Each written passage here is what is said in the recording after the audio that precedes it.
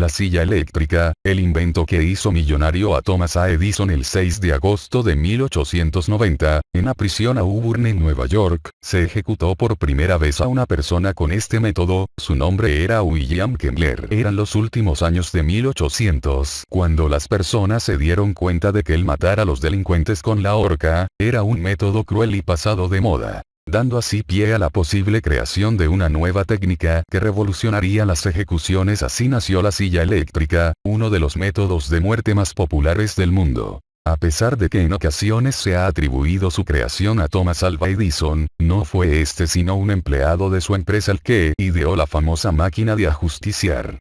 Su nombre: Harold P. Brown, un físico contratado por Edison para desarrollar un sistema de electrocución para ejecutar reos.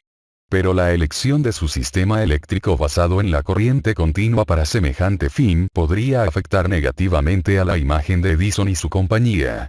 Difícilmente iban a querer los consumidores tener en casa el mismo tipo de corriente que mataba personas. Por ello, Edison instó a Brown a desarrollar un sistema de electrocución basado en la corriente alterna, la impulsada por su gran rival en la lucha de las corrientes, Nikola Tesla. Así lo menciona Muy Historia. Debido a lo anterior, Brown desarrolló el prototipo basándose entonces en la corriente alterna, y adecuándola para que las ejecuciones fueran más rápidas y supuestamente más humanas. Según menciona Xataka Ciencia, en 1888 el gobernador de Nueva York firmó el decreto que establecía la silla eléctrica como método legal de ejecución de criminales.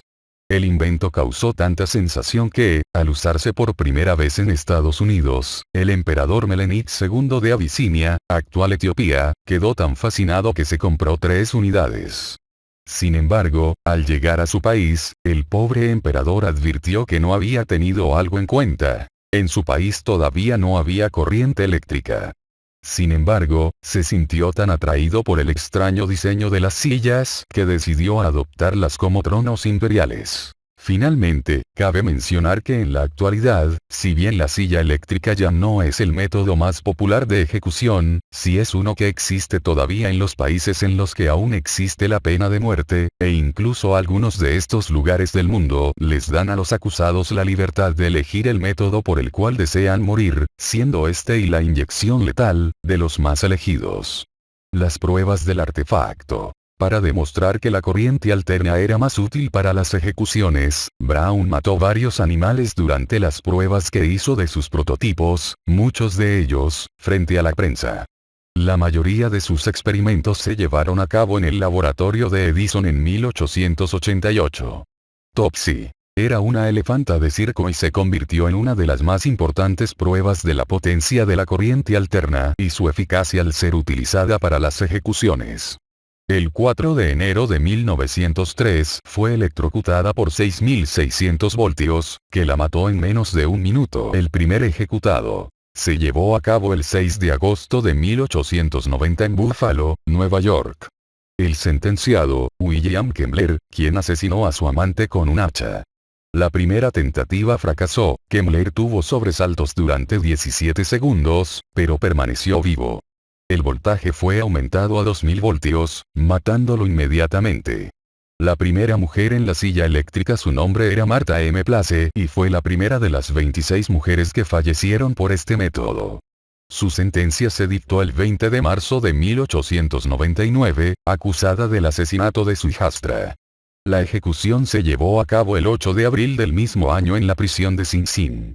La primera ejecución masiva fue en una noche de julio de 1929 cuando 7 personas fueron ejecutadas una después de otra en Kentucky.